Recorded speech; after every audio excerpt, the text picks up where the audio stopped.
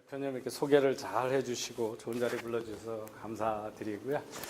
만나 뵙게 돼서 아주 반갑습니다. 제가 비톡청을 많이 받고 있는데 출판사로부터 마무리를 못 져가지고 제 책으로 설명을 못 드리고 제 오늘 다른 책을 가지고 설명을 드리겠습니다. 세상이 얼마나 빨리 바뀌냐에 대해서는 다들 공감을 하실 것 같아요. 이게 이제 1900년에 그 맨하탄에서 제일 번화한 5번가 그림인데요. 이게 전부 마차고 이거 차가 한 대 있거든요. 근데 이제 13년 후에 보면은 다 포드 자동차의 모델 T로 쫙 깔려있고, 그 이유는 이제 1908년에 포드 자동차가 남들이 3,200불에 팔던 걸 650불에 훨씬 더 좋은 자동차를 내놓으면서 마차를 내몰았기 때문에 그렇게 됐고, 그때 놀라운 거는 모든 언론들이 드디어 공해 문제를 해결했다고 환호를 했다는 겁니다. 이제 말이 다니면서 워낙 길거리에다가 음료를 많이 깔고 다녔기 때문에 런던에서는 언론이 이대로 가면 런던의 그 길들이 60feet이니까 1m 한 80cm의 말똥이 쌓일 염려가 있다라고 하는 걱정을 할 정도의 그때 공해 문제는 달랐다라고 하는 거고요. 2017년에 암호화폐 가지고 많이들 논란이 많았죠. 저는 2011년에 암호화폐가 처음으로 비트코인이 한 개당 1불이 됐다는 외국 뉴스를 보고 제가 이제 학교에서 금융 IT를 많이 가르치기 때문에 이게 뭔지 하고 들어가 봐가지고 호기심에 하나에 2불씩 20개를 사서 4만 원에 투자를 해가지고 하나당 150만 원권의 가격이 올라가길래 한 2천만 원의 돈을 남겨서 4만 원 투자해서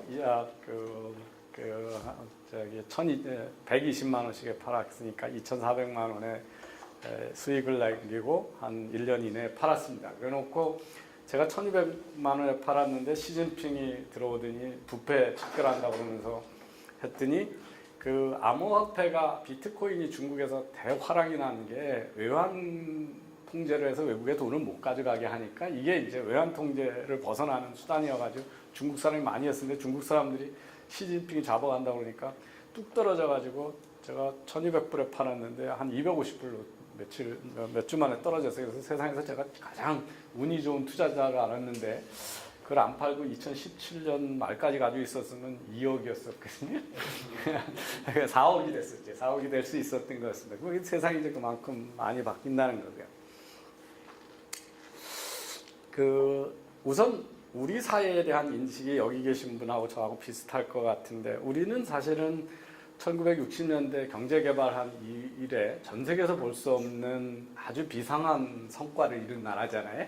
그걸 우리 국민들이 그냥 다 잊고 살고 있는 것 같은 그런 생각을 합니다. 제가 이제 이게 우리나라가 지금 실질 소득으로는 일본하고 거의 차이가 없고 미국의 80%에 육박한 나라거든요. 그래서 1인당 GDP가 그렇고, 요새 70년 만에 지 하레비가 했던 거짓말을 김정은이 또 하고 있는데 고깃국 먹여주겠다고 그러잖아요. 제가 페이스북에다 제대로 고기 먹는 나라는 국 끓여 먹지 않는다, 고기를 고기로 먹지 내가 그랬는데 이게 2013년 자료에 우리나라는 64kg 먹고 북한 사람은 16kg를 먹습니다. 근데 이게 2013년이 64kg인데 2017년 자료를 어제 찾아봤더니 우리나라가 얼마냐면 1인당 1년에 79kg의 육육을 먹습니다. 그러니까 그 사이에도 얼마나 많이 그 육식으로 전환했는지를 알 수가 있죠. 그 다음에 이제 우리나라의 국민들이 다 교육을 많이 받았는데, 그래서 지금 우리보다 평균 교육 연한이 높은 나라가 거의 없습니다. 미국이 가장 높고, 우리는 지금 우리나라의 평균 교육 연하로 보면 영국 사람보다도 더 교육받은 나라가 됐습니다. 한때 우리는 영국 사람들이 신사고 우리는 야만인으로 알고 영국 신사 되고 싶었는데 우리가 더 교육을 많이 받은 나라가 됐고요. 100년 동안, 지난 100년 동안 우리 신체가 어떻게 변했나 보면 전 세계에서 키를 가장 많이 키운 5나라 중에 우리가 세 번째 속합니다. 그래서 100년 동안 15cm가 커졌거든요. 그러니까 100년 전 우리 조상들은 머리 하나 정도가 없었던 거죠. 예, 그래서 근데 더 놀라운 성과는 뭐냐 하면 우리는 이제 백인은 키가 크고 동양인은 작다고 생각하는데 이게 아직 검증이 안 됐다라고 하는 게 우리가 아직 키가 크고 있으니까요. 우리나라 성인 여성의 키는요, 영국 여성하고 2cm 이내로 좁혀져 왔습니다. 좁혀져 있고요. 더 놀라운 건 40대 미만을 재면 우리나라가 더 큽니다. 영국 여성보다. 그 정도로 우리가 신체가 크고 있는 나라가 됐고요. 잠시 기분이 좋아지시려면 저 글로벌 위치리스트에 가가지고 자기 소득하고 재산을 여기다 쳐보면 전 세계에서 몇 등인지 나와요. 그래서 제가 이 5천만 원의 연봉이라고 치면요, 전 세계에서 0.24%의 고소득입니다. 우리나라의 정규직, 대기업 정규직에 3천만 원을 치면 그게 전 세계에서 1% 이내입니다. 0.97%고요. 1억의 연봉을 받으면 0.08%입니다. 그러니까 1억 미만을 받는 전 세계 근로자는 466만 명밖에 안 됩니다. 그러니까 우리나라가 전 세계에서 보면 얼마나 부자 고소득 국가인가를 이제 보여드리는 거고요. 근데 이런 성과에도 불구하고 젊은이들이나 우리 사회가 지금 갖고 있는 거는 되게 이제 이런 헬조선, 뭐 흑수저 이런 이미지잖아요. 예.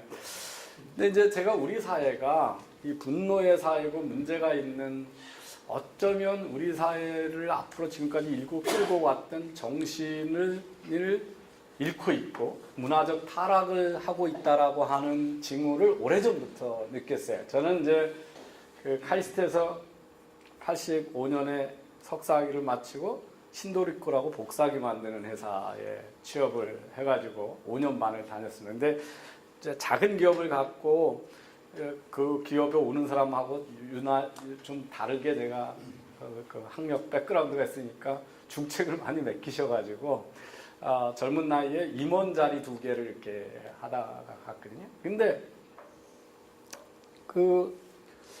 그러고 유학을 가서 또 생각지 않게, 원래 계획은 없었는데 3년 정도 걸려서 박사학위를 하고 미국에서 교수가 돼서 9년을 교수를 하다가 2001년에 가족을 다 데리고 왔습니다.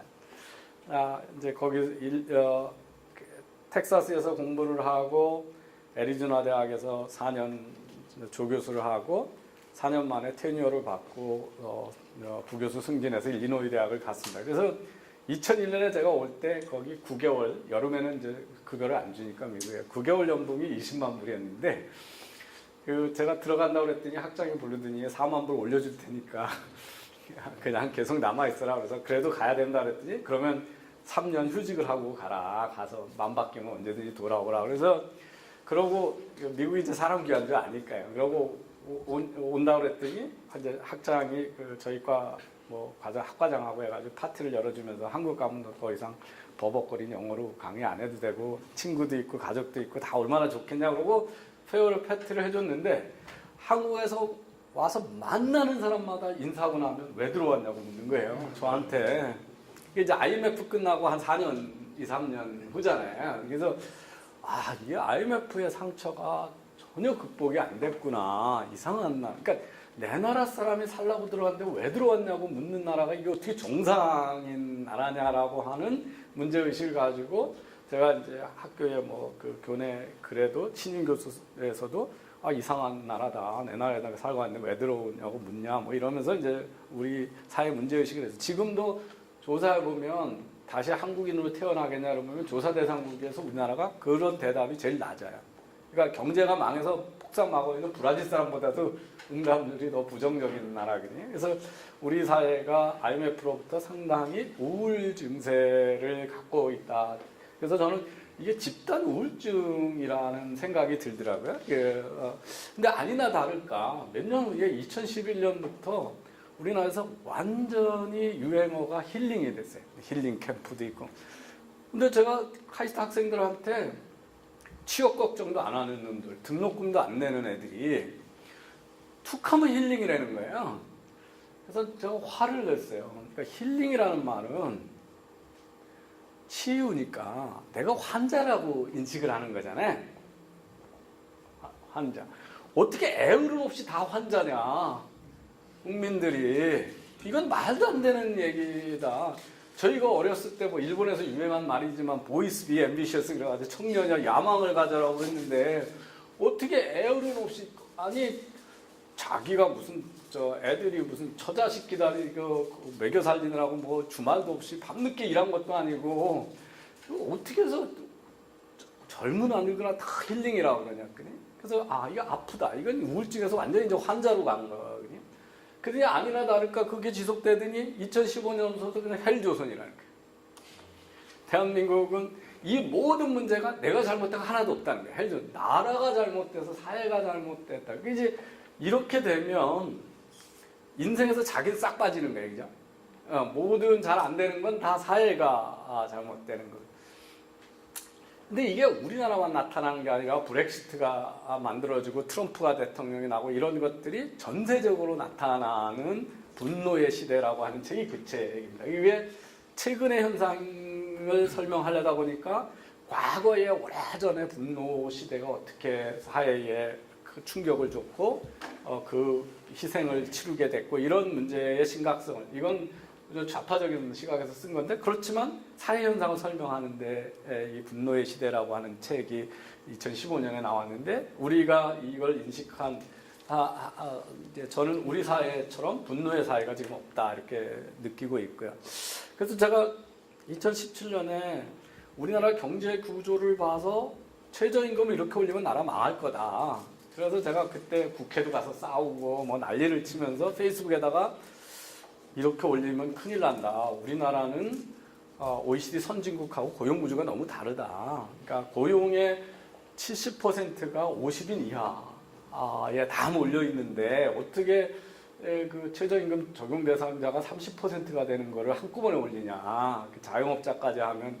그래서 이제 그거를 저는 상당히 정제된 언어로 페이스북에 썼다고 생각했는데 젊은 친구가 메신저로다 저한테도 되고 그 사람값을 똥값 취급하는 나라에서 임금 좀 올려주려는데 너는 금수저니까 그딴 소리 하는데 이런 소리를 하면서 욕설로 그냥 완전히 육두문자로 A4 용지 만 페이지를 되게 문자를 저한테 보낸 거예요.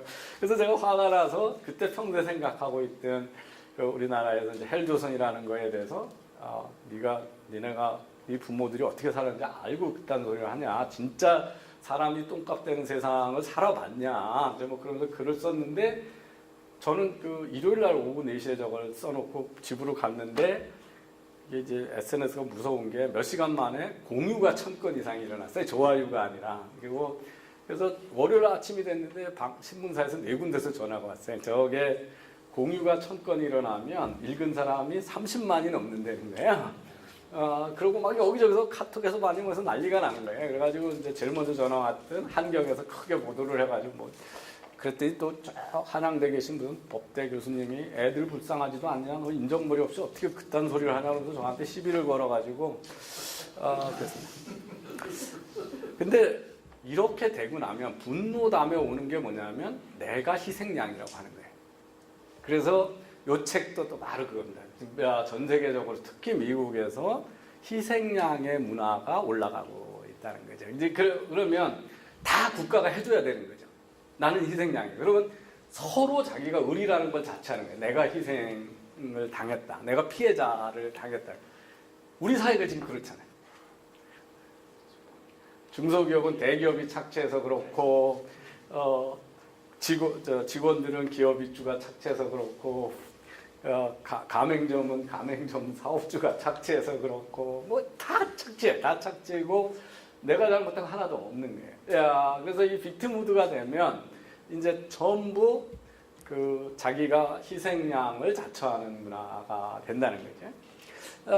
그렇게 되면 뭐가 되냐면 사회주의가 부상하게 되고 인기영합적으로 이제 그 소위 그 보편적 복지가 되고 베네수엘라가 되고 그리스가 가는 게 문화가 이렇게 흘러가면 이렇게 되는데 저는 이 우리 사회가 잘못되고 헬조선이라고 하는 것들이 대부분 다 일부 정치적 권력을 이유한 사람들의 선동에 의해서 만들어지고 있다는 거에 더 분노하고 있는 거예요. 현실보다도 훨씬 과장해서. 특히 이제 뭐 이번 정권이 특히 그런 건데, 그래서 이렇게 분노하게 되면 나타나는 현상, 저 책에 나오는 얘기가 된다. 나타나는 현상이 뭐냐 하면 분노를 표출해야 되잖아요. 그러니까 어떻게 하냐면 모든 사람들이 에브리데이의 세디즘을, 가학 증세를 보이는 거죠. 근데 그게 제일 좋은 장이 뭐냐 하면 자기는 반격을 안 받으면서 하는 게 인터넷 댓글이. 인터넷에서 사람들을 욕하는 거죠. 그래서 이게 이제 그 인터넷의 괴물이죠. 그래서 뭐 기회만 있으면 가가지고 사람들을 두들 패고 공격적인 언어를 쓰고 이런 겁니다. 근데 이 정도가 어떻게 되냐면 전 세계에서 대한민국처럼 이 인터넷의 에브리데이 세디즘이 강하게 표출되는 나라가 없어요. 그러니까 소위 댓글의 선풀과 악플의 비율을 보면 우리나라는 선풀 하나에 악플이 4개입니다. 모르겠어요. 그런 게 이제 두루킹 같은 것 때문에 부풀려져서 그런지 모르겠는데, 그런데 일본을 가면 어떻게 하냐면 선풀 4개에 악플이 하나예요. 1대4하고 4대1입니다. 그리고 네덜란드를 가면 9대1이에요. 선풀 9개에 악플이 하나밖에 안 돼요. 그러니까 우리 사회가 얼마나 공격적인 사회냐는 것을 보여주는 거죠. 우리의 사회 지도층도 분노 조절 장애에 있는 사람들이 너무 많이 표출이 돼요. 그러니까 몇 년 전에 보면 뭐 회사의 자회사의 상무님이 비행기 탔는데 라면 안 끓여줬다고 10시간 그 승무원한테 행패를 부려가지고 사회 문제가 됐잖아요. 저는 이건 비난의 대상이 아니라 치료의 대상이라고 보거든요. 어떻게 50 넘은 중년 남자가 그 예쁜 젊은 크루 멤버한테 10시간 이상을 화를 낼 수가 있어요. 그러니까 불가능하잖아요. 정상적인 심리상. 이게 이제 분노 조절 장애 증세가 많이 있는 건데, 그러니까 이제 막 이 사회적으로 피해자가 양산이 되는 거죠. 악성 댓글 때문에 자살하는 사람도 생기고 뭐 이렇게 되죠. 더 하나는 문제는 이런 거죠. 분노가 차면 절대 행복할 수가 없잖아요. 그러니까 행복의 전제 조건은 감사하는 마음이 있어야 되는 거잖아요. 그래서 성경에서 뭐 그러듯이 감사하는 마음을 잊어버리는 순간 우리 사회는 행복해질 수가 없는 거죠. 그래서 모든 조사에서 우리나라 이상하게 나옵니다. 뭐냐면 주관적인 의견을 물으면 무조건 나쁘게 나와요. 근데 자기는 빼놓고 해요. 그래서 대표적인 게 뭐냐면 한국이 타락한 사회냐, 부정부패가 많냐 그러면 프랑스, 러시아, 한국이 거의 바닥입니다. 그런데 지난 1년 동안 공공서비스를 잘 받기 위해서 네가 뇌물을 준 적 있냐고 자기한테 물으면요, 영국보다 우리가 깨끗한 나라예요. 일본하고 우리가 세상에서 제일 깨끗한 나라예요. 그리고 당신의 삶에 대해서 비교적 만족하냐, 서브젝티브 세티스파이드냐 이렇게 묻잖아요. 근데 우리 사회가 그렇게 생각하는 사람이 몇 퍼센트일 거냐 이렇게 물어요. 주관적으로 만족적인 사람 그러면 우리나라 사람들이 어떻게 하냐면 한 20% 정도가 만족을 하고 80%는 불만족하고 살 거라고 대답을 해요. 근데 직접 너는 만족하고 사느냐, 비교적 서브젝티브하게 세티스파이드하게 사냐면 70%에서 80%가 나는 비교적 만족한다고 생각해요. 그러니까 남하고 나하고의 그 주관적 그 견해 차이가 너무 큰, 인식의 오류가 너무 심한 사회가 돼 있거든요. 그래서 사회 전체를 보는 눈이 부정적이에요. 근데 항상 나는 깨끗해. 나는 정의롭고. 이제 이런 큰 사회가 우리 사회라는 거고요. 저는 저 교수나 언론인하고 사업하는 분하고 차이는 뭐냐면 뭐를 비판하고 문제를 끄집어내는 거는 다 누구나 할 수 있는데 솔루션을 만드는 거에서 차이가 있다고 생각해요. 솔루션을 만드는 거는 어마어마한 긍정 에너지가 있어야 되잖아요. 인내력이 있어야 되고 패션이 있어야 되고 성취욕이 있어야 되고 인내가 있어야 되는데 사회를 전부 불평불만자의 비판자로만 만들어 놓고 긍정적인 마인드를 없애버리면 우리 사회는 더 이상 좋은 창조가 이루어지지 않는 거예요. 그러니까 서로 총질만 하고 세디즘만 하는 사회가 되니까 이게 이제 우리 사회를 타락시키고 있고 우리의 긍정 에너지를 자꾸 드레인하고 있는 거라고 생각해요.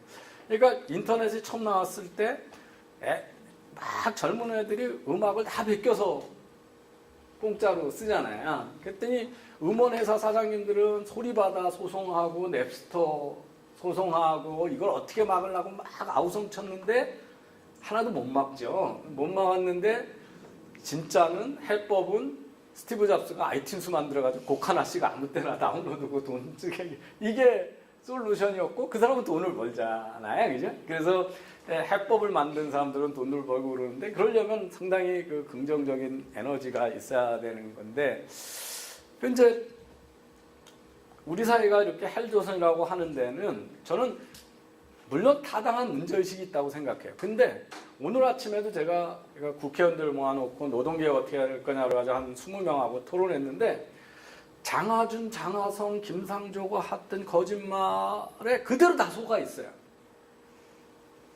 그러니까 지식인층, 기도층마저도. 그래서 이제 제가 이건 왜 이렇다 그 말을 이렇게 틀어 설명하면 화들짝 놀래요. 이 사람들이요. 그래서 이제 거짓이 이제 대표적으로 있죠. 문재인 대통령이 오래전에 악수효과는 끝났고 수출 증가가 고용의 증가로 이어지지 않은 지 오래됐고 양극화 불평등이 세계에서 가장 극심한 나라가 됐다. 이렇게 그래요. 어제 그저께인가요? 홍영표 원내대표도 지난 20년 동안 양극화가 확대됐다. 이렇게 얘기를 하거든요. 근데 이제 새빨간 거짓말입니다. 우선 개인 소득을 보고 월드 이코노믹 포럼 다보스 포럼에서 포용적 성장 보고서에서 개인 소득들의 분포가 얼마나 크냐 작으냐 진위 계수를 보면 이게 한국이거든요. 이게 클수록 소득 분포가 큰 거잖아요. 그러니까 전체 큰 G20 큰 국가 중에 우리는 아주 소득 분포가 작은 균등한 나라고 그거 이제 이게 10년 전하고 10년 전만 얼마큼 변하냐면 우리는 0.1만큼 증가했거든요. 예. 그런데 뭐 이렇게 인도네시아는 5.2가 증가했고 뭐 이런데 더 웃기는 건 이겁니다. 소득의 진위 계수가 줄어들면 좋은 거냐? 아주 바보 같은 생각들을 지금 하고 있는 거예요. 여기 줄어든 나라가 많이 줄어든 나라가 어디냐면요. 터키, 아르헨티나, 브라질이거든요.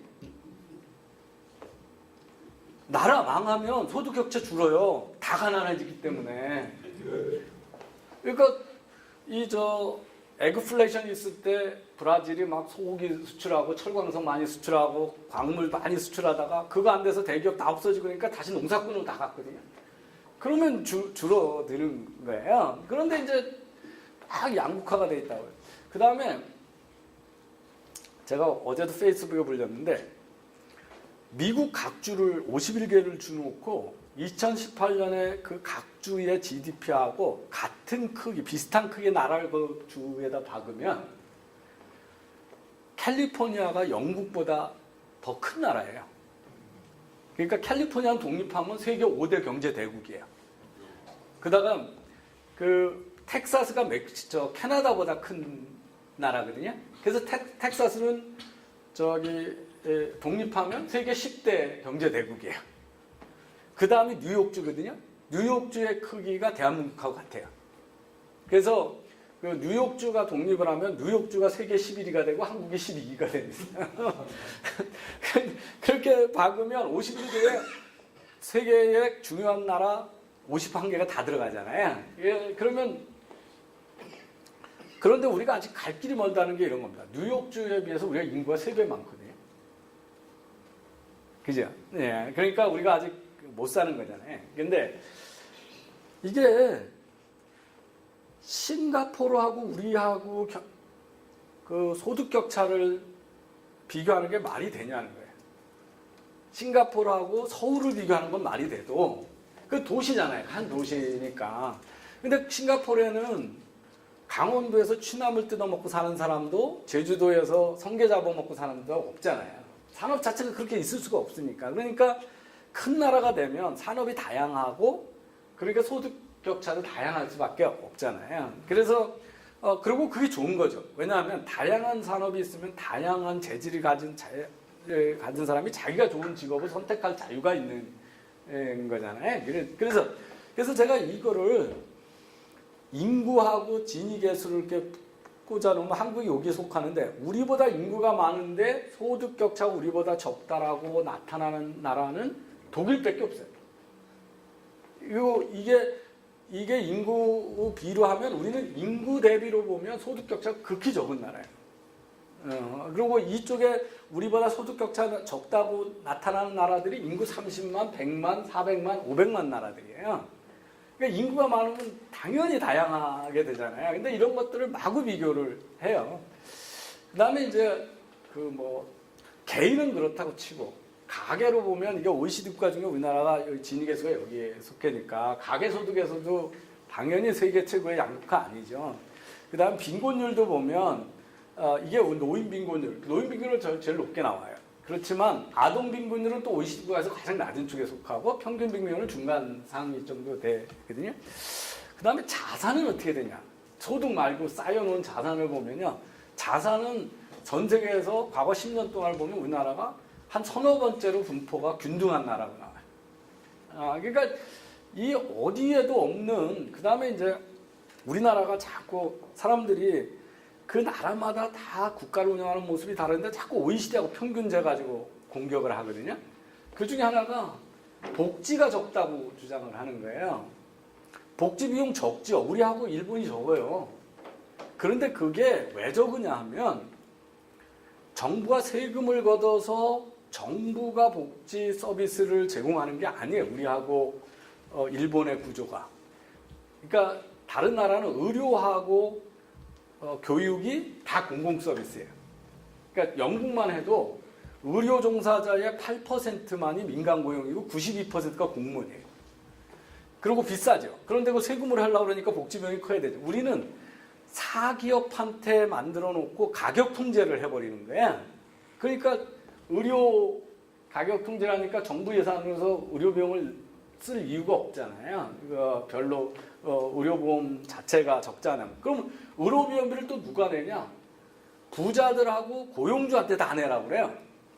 가난한 사람 내지 않고. 그러니까 이미 시장에서 복지를 관치로 강요하니까 정부의 비중이 적은 거지, 그 복지 혜택을 못 보고 있는 게 아니잖아요. 그러니까 우리나라 이런 나라가 어디 있어요?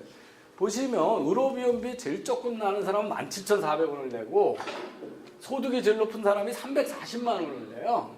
근로소득에서 최고가. 그러니까 200배를 내는 거예요, 부자들은. 근데 이거만큼 똑같이 고용주가 내거든요. 그러니까 최고 소득 있는 거는 기업이 얼마나 쓰는 거냐면 월 700만 원을 의료보험비를 내는 거예요. 그러니까 대조사원 2명을 쓸 거를 가난한 사람을 위해서 의료보험비를 많이 내주는 거예요, 고소득자하고 기업이. 예. 그 다음에 지금 다 이제 국민연금 보고 쳐다보고 살잖아요, 우리나라 대부분.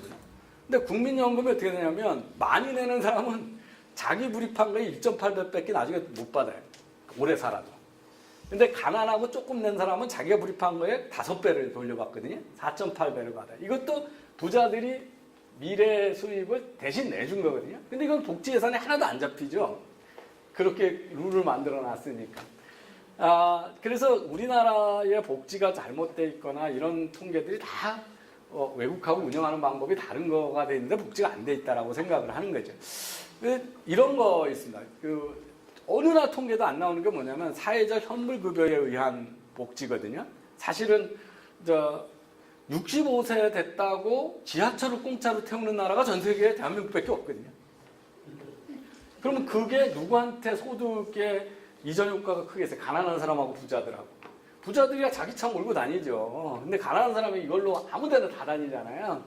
그래서 이거를 반영을 하면 서울 과학기대에서 유경준 교수님 계산에 의하면 우리나라 소득 불평등 지수가 13%가 이런 간접적인 현물 급여 공여에 의하면, 그리고 상대적 빈곤율도 노인 빈곤율도 30%가 낮아진다는 거예요.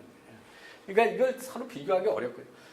제가 홍남기 부총리를 지난주에 어디 토론에서 만나가지고 저한테 질문 기회를 줘가지고 당신들은 포용력 성장이라고 얘기하지 마라. 내가 읽어본 포용 성장 보고서를 보면 당신들은 그런 보고서를 한 번도 읽어본 적이 없다. 이번 정부는. 그러니까 너무 사기치지 마라. 그랬어요. 그리고 사기치고 최저임금 올리고 이런 것들은 경제 이론에 없는 범죄적인 행위를 한 거다. 이제 제가 그랬더니 범죄적이라고 그랬다고 막 저한테 항의를 하더라고요. 부총리가. 그래서 아유 그거보다 더 심한 말 할 건데 내가 많이 참은 거다. 그래서 그랬어요. 그래서 이게 어떤 나라가 얼마나 국민들의 복지가 포용적인가를 재는 여러 개 보고서가 있거든요. 그 중에 하나가 유엔에서 휴먼 디벨롭먼트 인덱스라고 하는 HDI하고 휴먼 라이프 인디케이터라는 게 있어요. 거의 비슷해요. 과연 우리가 경제 복지를 잘 나누면 뭐로 나타날까? 하나는 소득이죠. 소득 수준이고. 또 하나는 교육 기회가 어떻게 주어지느냐. 가난한 사람, 부자 사람, 마이너리티하고 교육 기회가 얼마나 주어져. 그래야 다음 세대의 모빌리티가 생기잖아요. 그 다음에 건강이 어떠냐. 평균 수명에 어떻게 되냐. 그래서 위에 거는 평균만 잰 거고 교육 소득 수준, 평균 교육 연한, 평균 수명을 재면 우리나라가 전 세계 17위예요. 그런데 그 안에 소득 계층 간의 분산까지를 같이 계산한 게 이게 휴먼 라이프 인디케이터. 이게 진짜 포용성을 재는 거죠. 그걸 재면요. 금년 평가가 우리나라 전 세계에서 14위예요. 14위. 그러니까 가만히 생각해 보세요. 아버지의 교육 수준에 상관없이 다 대학을 보내는 사회고 가난하거나 아무 때나 병원에 가는데 두려움이 없는 사회잖아요. 이렇게 의료 억세서빌리티가 싸고 좋은 나라가 없잖아요. 그렇게 되니까 우리보다 아래에 있는 나라가 이런 나라예요. 룩셈부르크, 핀란드, 캐나다, 오스트리아, 뉴질랜드, 영국 이게 다 우리보다 아래예요. 미국은 30위거든요. 일본도 우리보다 엄청 아래예요. 그러니까 이게 어떻게 해서 우리나라가 양극화의 나라라고 얘기를 하는 거냐는 게 객관적인 지표로. 그 다음에 오늘도 이제 엊그제도 대통령도 고도 성장과 과정에 양극화가 확대됐다고 그러잖아요. 홍영표 원내대표도 지난 20년 동안 양극화가 확대됐다. 이게 우리나라 진위계에서 변화한 건데 이게 91년이고 이게 YS 시절이고 이게 IMF 때 올라갔고 DJ 시절이고 이게 노무현 시절이고 이게 이명박 대통령부터 진위계수가 축소돼요. 그래서 박근혜 대통령 말기 2010년까지 축소됐다가 탄핵 와중에 가난한 사람이 제일 먼저 손해를 봤어요. 왜냐하면 다 기업들이 기부한 걸 가지고 다 잡아가니까 그 해 사회공헌 활동이 딱 멈춰지니까 가난한 쪽에 이존소득이 싹 없어진 거예요. 그러니까 노인층의 빈곤이 늘어나죠. 대단. 그래놓고 그 다음엔 소득주도 성장하니까 2010년, 18년에 확 올라갔어요. 그러니까 이게 한 정권이 그때 경제 결과가 그 정권 내 책임이라고 하는 것도 웃기는 거지만 지난 보수 정권이 신자유주의에서 확대됐다는 건 더 웃기는 거죠. 왜냐하면 노무현 DJ 때 다 올라갔는데 그리고 이명박 박근혜가 낮췄는데 어떻게 저런 얘기를 하냐는 거예요. 그리고 이게 상위 10%가 가져가는 소득 비중이 이렇게 줄었고 2016년까지만 해도 하위 10%가 가져가는 비중이 이렇게 늘었거든요. 그러니까 양극화가 좁혀졌잖아요. 근데 이거를 이제 통계 없는 얘기들을 너무 많이 한다는 거예요. 제가 이번 정부가 소득 격차는 적어야 좋고 기업이 벌어들인 것 중에서 가계가 가져가는 임금 소득 배분율이라는 게 많아야 좋은 것처럼 얘기를 해요. 근데 큰 경제 대국들이 과거 2010년, 2014년 사이에 진위계수가 확대되고 축소되고 임금 중에서 전체 벌어들인 기업의 부가가치 중에서 임금이 차지한 비중이 늘어나고 줄어든 나라를 이렇게 내온 거거든요. 그럼 아까 제가 소득 격차 크게 줄은 나라가 망한 나라라고 그랬잖아요. 이 나라가 임금 소득 배분율도 증가해요. 왜냐하면 다 망해가지고 농사 짓고 노동집약 산업하면 부가가치는 별로 못 보는데 들어가는 돈은 거의 임금이 대부분이잖아요. 그러면 이게 늘어나는 거거든요. 그러니까 오늘도 갔더니 계속 우리나라에서 기업이 벌어들인 것 중에 정부가 가져가는 거하고 기업이 유보하는 것만 커지고 임금 소득 배분율 가게로 가는 돈이 줄어들었다 그래서 잘못됐다 그랬다는 거를 장하준도 얘기했고 장하성도 얘기했다고 한국당 국회의원들이 이거 어떻게 된 거냐고 물어요. 근데 아주 바보 같은 거거든요. 경제가 고도화되면 이게 줄어야 맞는 거거든요. 임금소득 배분율이 줄어야 맞는 거예요. 보면 삼성전자가 와이셔츠 만들면 대부분이 인건비죠. 그러니까 와이셔츠 만들어서 1,000원 벌어가지고 900원을 임금으로 쓰면 90% 임금소득 배분이에요. 근데 휴대폰을 만들어가지고 1,000원 벌던 걸 10,000원을 벌고 임금을 900원 주던 걸 2,000원, 3,000원을 줘도 90%에서 30%로 주는 거잖아요. 그러니까 보면 삼성전자 이익은 한국 사람만 일해서 벌어들인 돈이 아니죠. 베트남 직원도 있고 미국 직원도 있고 러시아 직원도 있으니까 이익은 전 세계 사람들이 같이 벌었고 그다음에 지금 평택에 짓는 반도체 공장 라인 하나 하는데 30조가 들어가고 제가 하노이 공장 갔는데 엔싱 머신 하나가 1억 5천만 원짜리가 2만 대가 있어요. 그게 뭐냐면 어마어마한 자본의 힘이잖아요. 근데 자본은 누가 되냐면 한국 사람 혼자 된 게 아니죠. 주주의 반이 외국인이잖아요. 그 힘으로 큰 돈을 벌었으니까 이익은 이만큼 커졌는데 그중에서 한국 사람이 일하는 비중이 적으니까 한국에서만 보면 임금소득 배분율이 중거로 되는 거죠. 이익이 커졌으니까. 그러니까 이게 산업이 고도화되면 줄어야 맞는 거거든요.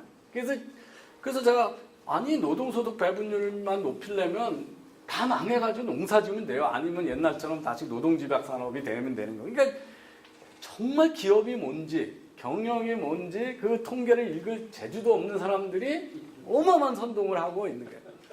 근데 제가 우리나라의 이제 근로 의욕을 정신을 타락시키고 있다라고 하는 가장 큰 것 중에 하나가 이번 정부가 또 그렇게 일 많이 하는 거를 그렇게 억울한 일로 만들어 버린 거예요. 일 많이 한 거예요.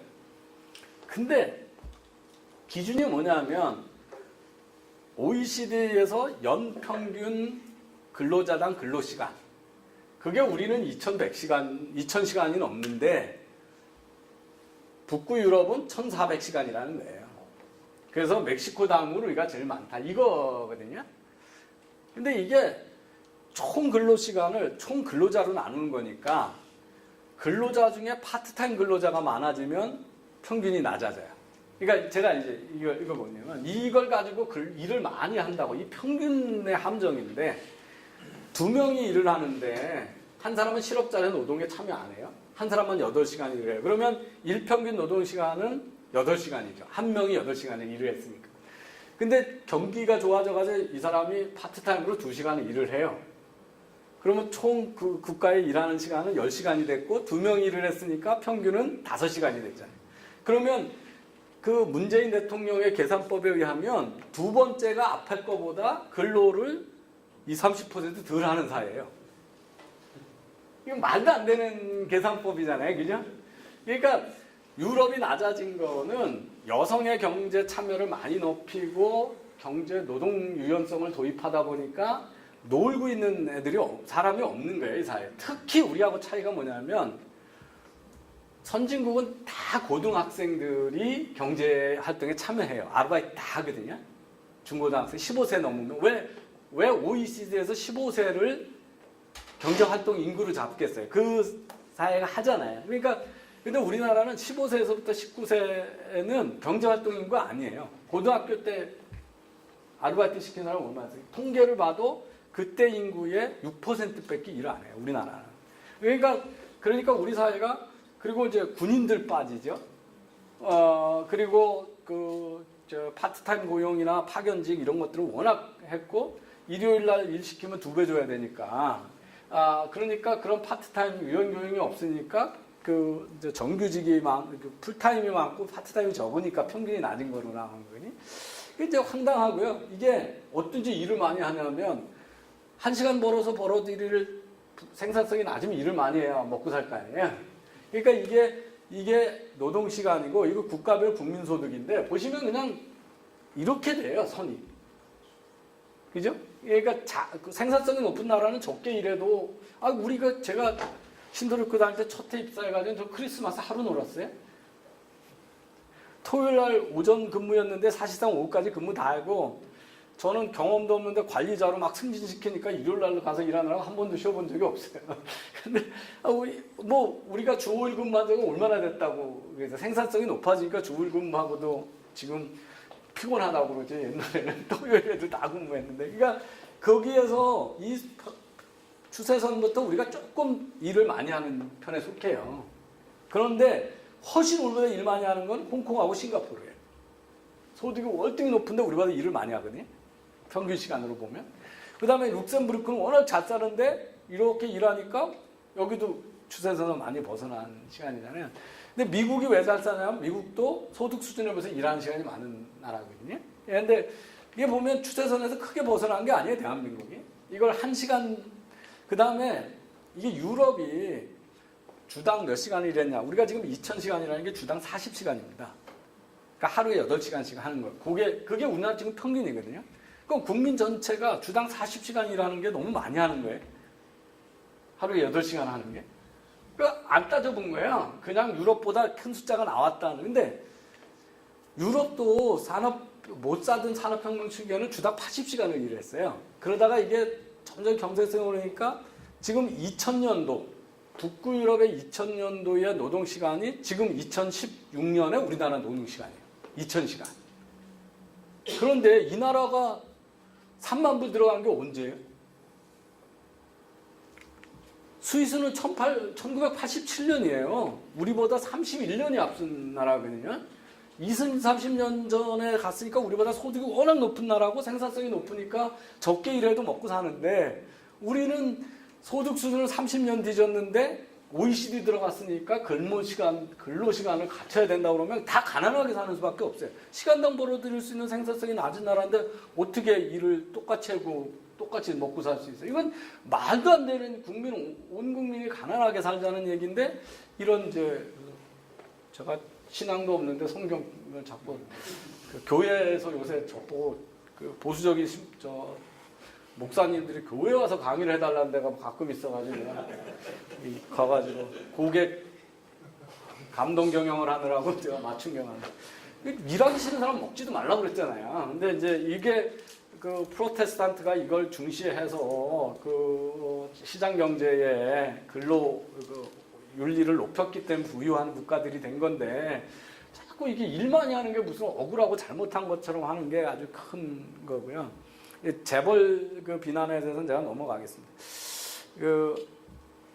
아까 이제 제가 우리 사회에 자기들이 문제라고 얘기하는 것들이 진짜 문제인지에 대한 인식도 없어요. 그러니까 아무거나 뭐가 문제다 그러면 문제라고 정의를 해버려요. 그러니까 자영업자가 어렵다 그러니까 임대료가 문제야. 그러면 임대료가 문제예요. 카드 수수료가 문제야. 그러면 그게 문제예요. 시장에 의해서 정상적으로 돌아가는 걸 다 문제라고 얘기를 하고 시장 교란 행위를 해요. 그래서 진짜 문제가 뭔지도 불분명한 이성적으로 문제가 내셔널 아젠다가 잘 세팅이 안 되는 사회이고 그건 뭐 당연히 분노가 차 있고 병적인 상황이면 다 문제로 보이는 거죠. 근데 이제 가만히 들어보면 문재인 정부를 하는 이 좌파 쪽은 재벌이 모든 악의 원인이야. 그 다음에 보수 쪽은 강성노조만 없으면 천국이 올 것처럼 얘기를 해요. 우리나라가. 그럼 이 두 개가 없는 나라들은 우리가 같은 경제 불안이 없냐? 그렇다면 그 원인이라고 우리가 지목할 수가 있잖아요. 근데 이제 이 책의 얘기는 진짜 세상의 변화는 따로 있다는 거잖아요. 그죠? 예. 그래서 이제 진짜 문제가 뭐냐 하는 거예요. 그래서 제가 보면 이 보스턴 리뷰에서 뭐냐면 이게 지금 지옥이 에브리웨어다라는 거거든요. 유토피아가 아닌 작동되지 않는 다이소피아가 에브리웨어라 그러니까 전 세계의 선진국이 특히 그런 거예요. 그 보면 이게 우리나라의 평균 실업률이고 이게 청년 실업률이거든요. OECD 국가 중에. 그러면 우리나라가 청년 실업이 많이 높아진 건 알지만 전 세계적으로 선진국 중에서 보면 낮은 쪽에 속하잖아요. 그죠? 그러면 강성 노조도 없고 재벌도 없는 이 나라는 왜 스페인 같은 나라는 40%씩을 다 실업자로 청년을 내비두고 희망을 못 찾고 있냐는 게, 이탈리아는 왜 그렇고, 그러니까 뭐 베네수엘라하고 북한은 정부가 실패한다고 치더라도 우리 수준을 넘는 유럽 국가들, 프랑스 이런 나라 다 그렇잖아요. 프랑스는 그렇게 일 조그맣게 해가지고 석 달씩 베케이션 보내주고 그 세금을 70%씩 걷어가지고 분배를 잘하는데, 마크론이 개혁 좀 하려고 그랬더니 노란 조끼 해가지고 지금 나라를 그냥 완전히 뒤집어 놓고 있잖아요. 도대체 왜 그러냐는 거죠. 이 2016년에 맥킨지가 2차 대전 이후로 최초로 아버지보다 가난한 세대를 선진국들이 기르고 있다라고 하는 보고서를 냈어요. Poorer than their parents. 그러니까 거기서 어떤 조사를 하냐면 1993년 2005년 사이에 가구들의 소득이 그 나라 경제성장만큼 못 따라가고 뒤처지는 가구는 2%밖에 없어요. 98%는 경제성장 이상으로 가구 소득이 올라가고 있었는데, 그게 확 변한 게 2005에서 2014년을 조사하면 선진국의 대부분에서 60-70%가 가계소득이 경제성장만큼 안 올라가는 거예요. 소득 정체를 겪고 있거든요. 이게 뭐가 잘못되어 있다는 거예요. 그러니까 이제 그래서 이게 다 전 세계에서 지금 분노하고 있고 불안해하고 있고 그런 거죠. 그러니까 우리 지금 과거가 우리가 부족한 게 아니라 앞으로의 불안 때문에 지금 헬조선 얘기를 하는 거잖아요. 그 에코노믹 앵자이티 때문에. 그래서 이제 제가 하도 우리나라 사람들이 과도하게 그 빈부격차에 집착을 하고, 이번 정부 그래서 세상의 소득격차가 왜 나는가에 관한 논문을 제가 300편 이상 읽은 것 같아요. 그리고 추수해 봤어요. 종류 원인이 몇 가지가 되나. 근데 이 네 가지. 하나는 뭐냐면 비교적 제조업이 월급 잘 주는 거였는데 제조업의 일자리가 다 줄어요. 자동화가 우선 어마어마하게 되거든요. 그 다음에 다른 나라로 일자리가 옮겨가요. 그러면 제조업의 비중이 늘고 나면 서비스업의 고용 비중이 늘어나잖아요. 근데 서비스업의 특징이 학력 간 임금 격차가 극심하다는 거예요.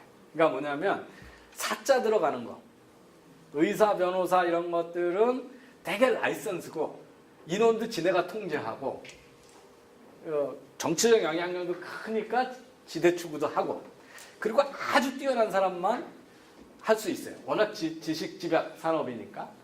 근데 그거 아닌 사람들은 몸으로 때우는 서비스업을 해야 돼. 청소 용역하고 경비해야 되고 종업원에서 외출이사. 여기는 임금이 부가가치가 낮으니까 엄청 낮아서 그 사이에 그 서비스업의 고용 비중이 늘어나면 소득 편차가 확 늘어나는 경향이 있는 거예요. 이게 이제 그 서비스업도 전문 지식 서비스업하고 노동 집약 서비스업의 비중이 있는데 그것 때문에 나타나는 거고, 그게 전 세계의 선진국에 나타나는 빈부격차 확대의 60-70%가 이걸로 다 설명이 돼요. 네, 이게 제조업의 일자리가 줄고 이렇게 되니까. 그 다음에 하나가 네 번째도 또 무서운 건데, 똑같이 지금 휴대폰을, 그 카이스트 졸업생이 LG전자하고 삼성전자에서 휴대폰 사업부에서 자부포를 받으면 어디 갈 것 같아요? 삼성 가죠. 네, 삼성 갑니다. 왜? 비슷한 일을 하면 연말에 4천만 원 더 받아. 그러니까 정말 인하 단결이 좋은 사람은 LG 가고 대부분의 사람은 삼성 간다는 거예요. 이게 뭐냐 하면 기업 간 전 세계가 모든 산업에서 1, 2등이 이익을 다 가져가는 거예요.